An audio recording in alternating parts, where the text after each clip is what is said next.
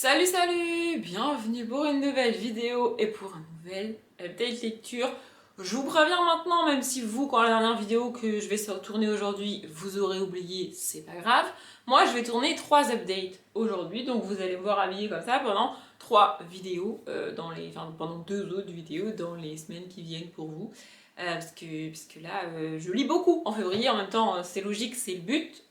Donc du coup, j'ai beaucoup d'updates à tourner. Je pourrais même en tourner un quatrième aujourd'hui si je voulais, mais franchement, je me suis dit 3, ça va être suffisant. Hein, voilà, 3 c'est bien. Donc on va en tourner 3. Aujourd'hui, donc, c'est le premier, et on va pas parler de mes lectures de février dans le premier. Attendez, je vérifie. Non, on va parler de mes 4 dernières lectures du mois de janvier que vous avez pour la plupart vues en vlog, mais je vais y revenir donc dans cette update. Le premier, c'est le pire échec du mois de janvier, genre vraiment, et de loin, c'est Circé de Madeline Miller. Il a fait beaucoup parler de lui en 2022, tout le monde l'a acheté, tout le monde l'a lu, tout le monde l'a adoré, tout le monde dit que c'était génial, qu'il fallait lire, machin, bidule et tout. Et bizarrement, j'étais pas plus emballée que ça. J'adore la mythologie, mais j'étais pas plus emballée que ça par le bouquin. Mais bon, au bout d'un moment, je me suis quand même décidée à l'acheter, et je me suis récemment, donc en janvier, décidée à le lire, tu vois. Et échec. Vraiment énorme échec. En fait, c'est pas un mauvais livre, c'est pas mal écrit, c'est juste écrit d'une manière que j'aime pas. Voilà. En gros, on suit une jeune fille, donc a priori Circé, hein, voilà, qui vit sous l'océan avec son père. Son père est assez bizarre. Son père est un espèce de dieu, en fait. Dieu de quoi? J'ai pas très bien compris, je vous avoue. Un espèce de dieu qui a construit un palais souterrain dans lequel elle vit, et puis son père va et vient, littéralement. Apparemment, il a plusieurs femmes, il a énormément d'enfants, et du coup, des fois il est là, des fois il est pas là. Et sa mère est extrêmement chelou. Alors en soi, c'est la mythologie. Enfin, je veux dire, il y a des bails chelous dans la mythologie, ça c'est toujours le cas, ça a toujours été le cas, c'est comme ça, c'est la mythologie. Il se trouve que là, je sais pas. Circé, c'est pas un mythe que je connais très bien. J'adore la mythologie, mais je connais surtout la mythologie des dieux et pas des déesses ou des demi-déesses comme c'est le cas ici. Donc, Circé, je connais pas vraiment. Mais bref. Et on la suit là-dedans. Elle t'explique rapidement son enfance, ses frères et sœurs, sa mère, son père. Donc, comme je l'ai dit, elle vit dans cette espèce de palais chelou. Et c'est écrit. En fait, c'est très bien écrit. Mais c'est écrit de manière floue. Moi, j'aime pas quand c'est flou. Moi, j'ai besoin que ce soit clair, net et précis. J'ai besoin de comprendre ce que je lis, j'ai besoin de savoir ce que je lis, j'ai besoin d'être sûre de ce que je lis, et j'ai besoin, surtout dans les premières pages d'un bouquin, de savoir où on va aller. Et là, on sait pas en fait. Là, c'est genre, tu vas là-dedans, et puis tu lis ça, et puis c'est tout, et puis c'est comme ça, et puis tu verras bien. Bah, si je verrais bien, j'ai pas envie d'y aller en fait.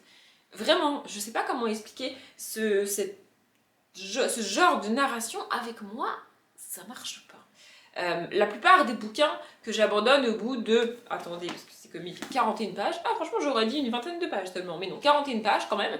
La plupart des bouquins que j'abandonne, on va dire, avant la page 50, c'est parce que je sais pas où on va. Et je sais, les gens vont me dire, Audrey, le bouquin fait plus de 500 pages, tu pourrais faire un effort, dans 40 pages, ça va arriver, ça va aller. Ouais, mais non, en fait. Si je me fais chier pendant 40 pages et que je sais pas où on va, je sais pas ce qu'on va me raconter, encore une fois, j'ai pas de motivation à retourner dans le bouquin.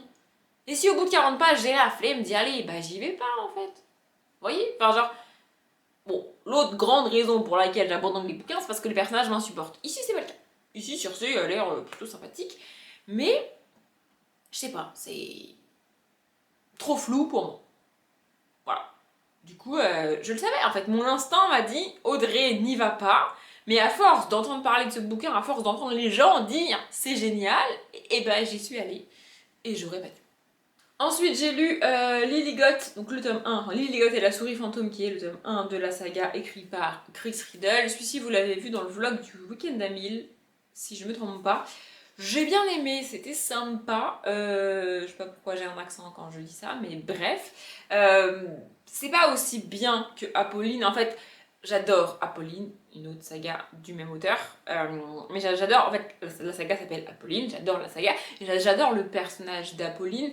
Ici, j'aime pas vraiment pour une raison principale, qui est qu'on est dans un huis clos. Et ça a beau être de la jeunesse, ça a beau être sympa, ça a beau être fun, j'aime pas les huis clos. C'est comme ça, j'arrive pas à l'expliquer, l'ambiance des huis clos, moi, j'aime pas. Et ici, on est en jeunesse, y a pas de souci, vraiment, c'est fun, c'est léger, c'est sympa, c'est drôle, il y a une petite enquête et tout, ok. Mais on est dans un huis clos et ça passe pas. Et surtout, j'ai un problème avec ça, mais le titre, bah, il correspond à 10%, même pas, du roman. Il représente pas du tout le roman, en fait. Je comprends pas pourquoi ce choix de titre. Vraiment, j'aimerais... Peut-être que c'est un problème de traduction. J'en sais rien. Mais vraiment, ça matche pas, en fait, ça va pas. Enfin, bref. Bref, en gros, on suit Lily, qui vit dans un manoir avec son père. Sa mère est malheureusement décédée dans des conditions absolument horribles il y a quelques temps maintenant. Et du coup, son père l'a plus ou moins enfermé dans le château. En gros, enfin dans l'espèce de manoir château là, il lui a interdit de sortir. Il lui fait porter des chaussures énormes qui fait que tu l'entends arriver de très loin. Parce qu'en fait, son père l'a fui. Elle ressemble énormément à sa mère et son père ne s'est pas remis de la mort de sa femme, donc la mère de Lily. Et comme Lily ressemble physiquement à sa mère et qu'elle rappelle sa mère à son père, bah du coup son père l'évite. Vraiment, c'est terrifiant. Et donc elle se retrouve toute seule dans cette espèce de manoir à se débrouiller. Il n'y a personne d'autre que elle, son père et les, les tous les servants, je sais pas comment dire là, oh, j'ai plus le mot, mais en gros, la femme de chambre, la cuisinière et tout, y a personne d'autre que le personnel et son père et elle. Et du coup, le personnel a pour consigne de ne pas s'adresser à Lily parce qu'elle est la fille du propriétaire et donc bah, du coup, ils sont pas au même niveau, donc ils n'ont pas le droit de lui parler, qu'il soit enfant, adulte ou pas. Elle a pas d'amis, elle a rien. Elle avait des gouvernantes pendant un moment, mais aucune n'a convenu, elles sont toutes parties, donc du coup, elle est toute seule, livrée à elle-même. Elle va petit à petit découvrir que l'espèce de garde-chasse, je crois. Attendez, parce que je l'ai écrit, c'est ça. Le garde-chasse, on va dire. Je suis plus très sûre de ce qu'il fait, mais elle découvre qu'il se passe un truc chelou avec lui. Il est en train de préparer quelque chose de pas très cool. Et du coup, elle va enquêter et elle va petit à petit quand même réussir à s'intégrer parmi un groupe d'enfants qui sont les enfants du personnel du manoir. Et voilà, et on suit ça. C'est sympa, c'est pas ouf. Franchement, en fait, entre ça et Apolline, je vous conseillerais Apolline, que vous soyez adulte ou enfant, vraiment. Après, ça se lit bien, c'est cool, c'est écrit dans le même univers, dans la même, c'est la même manière d'écrire et de construire l'histoire que dans Apolline. Voilà, on a des illustrations comme ça. Ça reste le même genre de livre, ça reste le même, la même construction, c'est le même auteur, les mêmes illustrations et tout. Mais moi, j'ai une grosse préférence pour Apolline. J'ai le tome 2 et je l'ai mis dans ma palle du mois de février. À l'heure où je vous parle, j'ai pas encore lu le tome 2 parce que du coup, je voulais attendre, je voulais pas réellement enchaîner les deux. Donc, j'ai pas encore lu le tome 2 à l'heure où je tourne cette date, mais ça devrait pas tarder. Ensuite, j'ai lu un livre qui n'était déjà plus de saison au moment où je l'ai lu et qui l'est encore moins au moment où sort cette vidéo, puisque c'est, attention, mon accent anglais est de retour, Let Your Heart Be Light de Alison Germain. Donc c'est une romance de Noël. Oui, j'aime pas les romances de Noël. Je supporte pas les romances de Noël. Et j'aime pas les histoires courtes. Ici, on est sur une histoire qui fait 100 pages et une romance de Noël. Donc a priori, ce livre n'avait pas grand chose pour me plaire. Vous me direz pourquoi je l'ai acheté. Je l'ai acheté parce que c'est Alison Germain. D'ailleurs, il n'est pas disponible, hein. Vous pouvez plus le trouver, il me semble. Cette histoire est sortie une première fois dans un recueil de nouvelles avec 4 nouvelles que Alison Germain a écrit avec 3 autres autrices donc. Et puis ensuite, elle a sorti sa nouvelle à elle toute seule. J'avais essayé d'avoir le recueil avec les 4 nouvelles, il se trouve que je ne l'ai pas eu, et du coup quand j'ai vu qu'elle le proposait sur sa boutique Etsy, celui-là, enfin son histoire à elle, toute seule, j'ai honnêtement sauté dessus. Il se trouve que la boutique est de nouveau fermée, on ne peut plus l'acheter, donc je suis désolée, vous ne pourrez pas avoir ce bouquin, et il se trouve que il est dédicacé, j'adore. C'est trop cool. Les 2 seuls livres que j'ai dans ma bibliothèque et qui sont dédicacés sont des livres d'Alison Germain. Voilà. Bref, franchement j'ai bien aimé, c'était très cool. En gros, on suit un groupe de... Ils sont 5. Donc il y a notre personnage principal qui s'appelle, attendez, je ne sais plus, Iris, son frère, donc la copine de son frère, son meilleur ami à elle et sa meilleure amie à elle. Ils partent tous les 5 dans le chalet dans lequel Iris et son frère ont fêté Noël tous les ans pendant leur enfance, et puis ensuite quand ils sont devenus à la fin de leur adolescence, début de leur vie d'adulte, ils ont arrêté d'y aller à Noël, et du coup la vie a fait qu'ils n'y sont pas retournés. Et là son frère a proposé qu'ils y aillent eux 5, sans les parents de Iris et de son frère, dans ce chalet pour Noël et tout, en mode ça va être cool et tout, et donc ils partent là-bas. Il se trouve que juste avant de partir, il y a eu un rapprochement plus amical entre Iris et son meilleur ami, et ça va être cette histoire de comment ils gèrent ça, voilà, est-ce qu'ils en parlent, est-ce qu'ils en parlent pas et tout, bon, voilà, cette romance de Noël après, voilà. Et franchement, c'était très chou, c'était très mignon, j'ai beaucoup aimé. Ce que j'ai préféré dans l'histoire, c'est toutes les... J'allais dire les références, c'est pas des références, toutes les fois où leur ville d'origine, à savoir Bordeaux, est citée. Il faut savoir que Alice Saint-Germain est elle-même originaire de la région. Je dis de la région parce que moi j'y suis aussi. Et du coup, ces personnages viennent de Bordeaux, enfin de la région autour.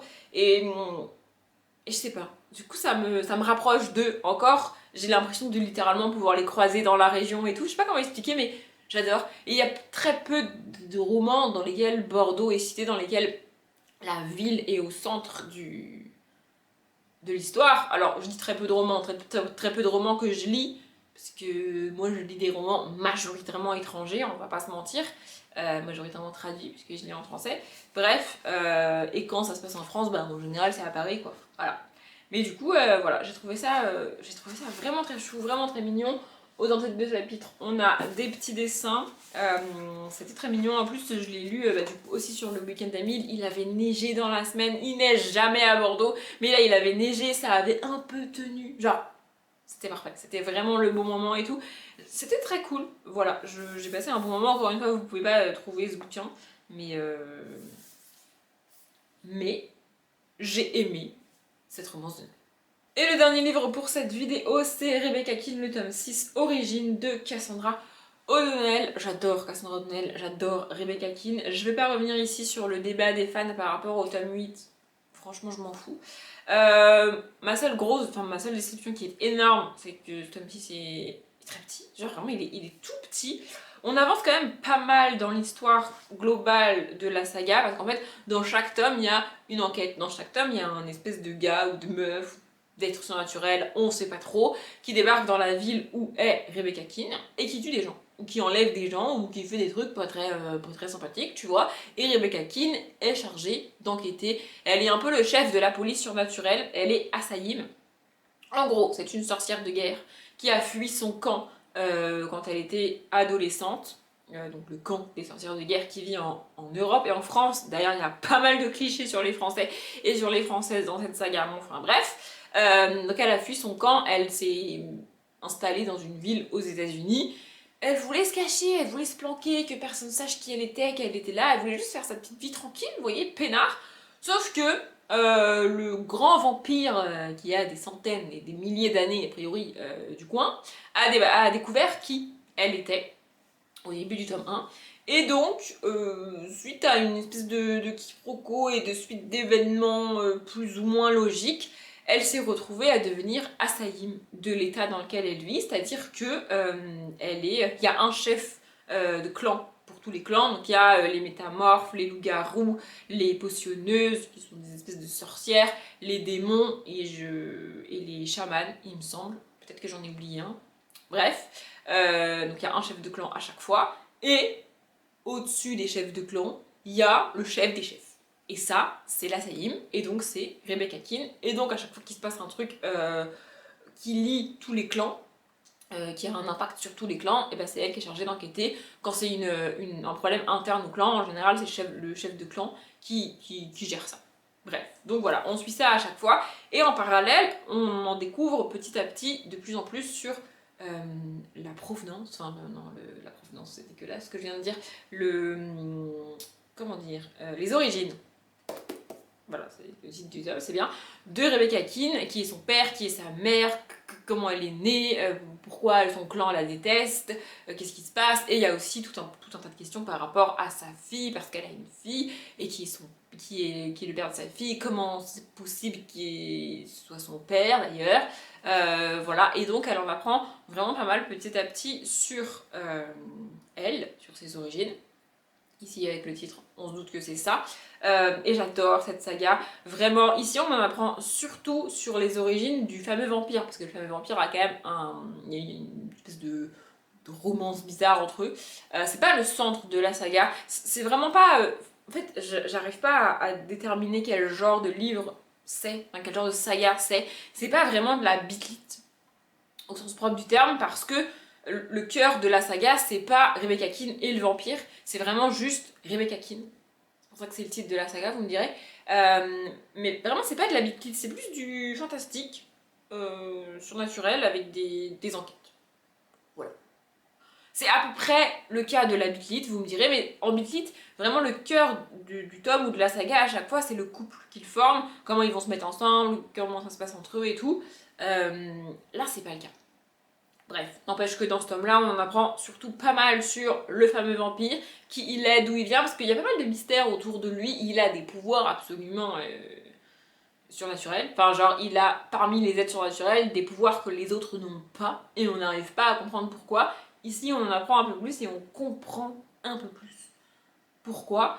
Mais la saga reste tournée autour de Rebecca Keane. J'adore cette saga. Vraiment. Je vais attendre un peu avant de lire le tome 7 parce que du coup, on sait toujours pas quand est-ce qu'on aura le tome 8.